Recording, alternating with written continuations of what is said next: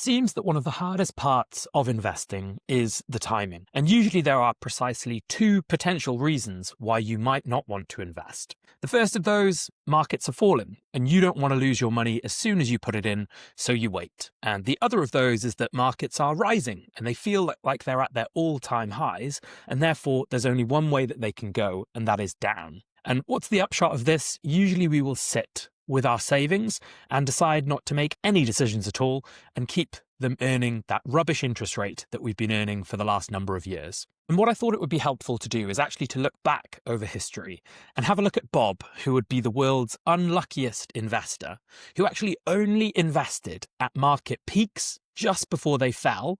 And let's have a look what the outcome was of his performance. Bob managed to save up around about $6,000. For this, we're going to be talking in US terms, just to keep things nice and simple. And with that $6,000, he got it invested in the S&P 500 tracker, basically the world's largest stock market, made up of the largest 500 companies based in the US. Now, unfortunately, this was 1972. So the day after Bob invested that $6,000, markets dropped by 50%.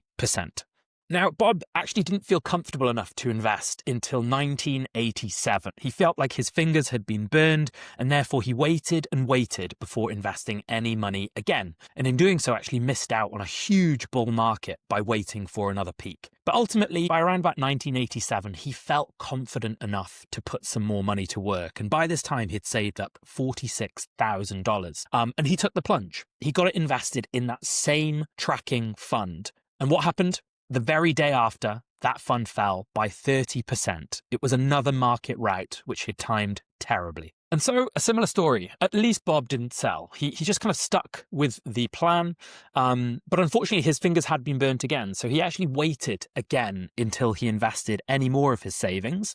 And you may have guessed it, this was 1999 by the time that he had got confident enough to get another investment made. And by this time, he had about $68,000 saved up. He pulled the trigger. He got it invested at that point, and unfortunately, the very day after, the dot-com bubble burst. And this time, the actual market falls were even worse. Markets fell by just over 50% during 1999 to 2000, which was pretty painful. And so there's a theme here, and the final investment that Bob made, again, you may have guessed it, was made in 2007, which was basically a couple of days before the great financial crisis, when markets again plunged by more than 50%. And again, Bob had saved up around about $64,000 over this time. This was kind of his one big chance to get some more money invested before hopefully he would retire. And he invested that £64,000 into the same fund that he had invested into previously.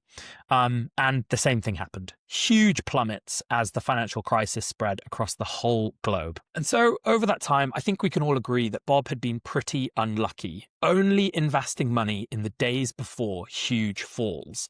And for a second, you can really understand why. Bob had basically waited until market sentiment was really healthy. You know, they had been on a real bull run for such a long time. He thought, great, now markets are starting to rise. I will get my money invested. But unfortunately, he was timing it at the worst possible points. And ultimately, all of his investments made lost money in the early days.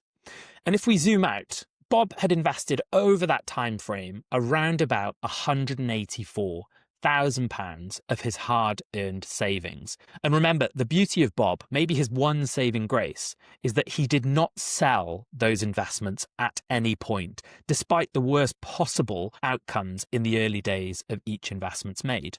And you might wonder, okay, if that's the world's unluckiest investor, what would he have ended up with when he came to retire in 2013?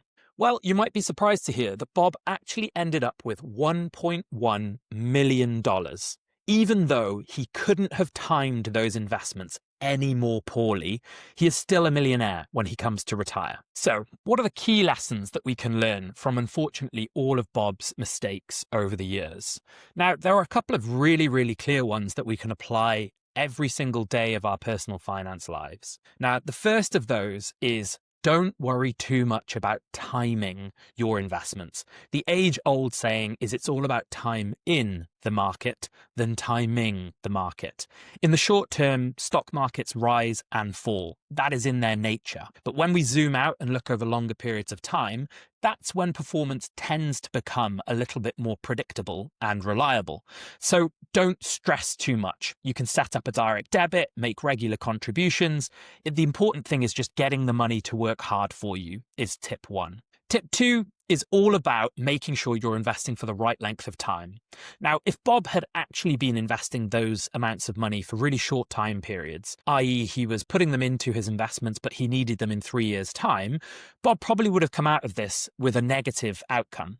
But because he was investing for the long term, close to 40 years, he could ride out all of those bumps and ultimately wait for performance to improve, as over the long term, they historically have. Tip 3 is don't panic too much when markets are volatile. Ultimately, if your plans have not changed, there really shouldn't be a reason that your finances need to anyway. So this is why we would always focus on those things in our control. Make sure you've got your emergency fund, make sure you're investing for the right length of time, and make sure you're investing at the right level of risk.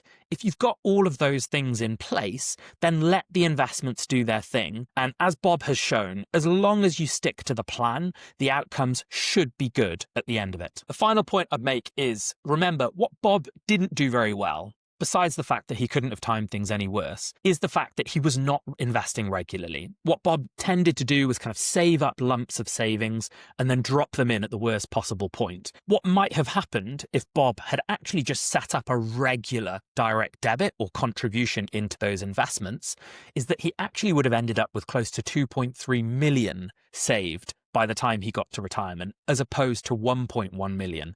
And that's because those investments would have been buying on a pound cost averaging basis when they were cheaper over the length of time that markets were rising from their falls.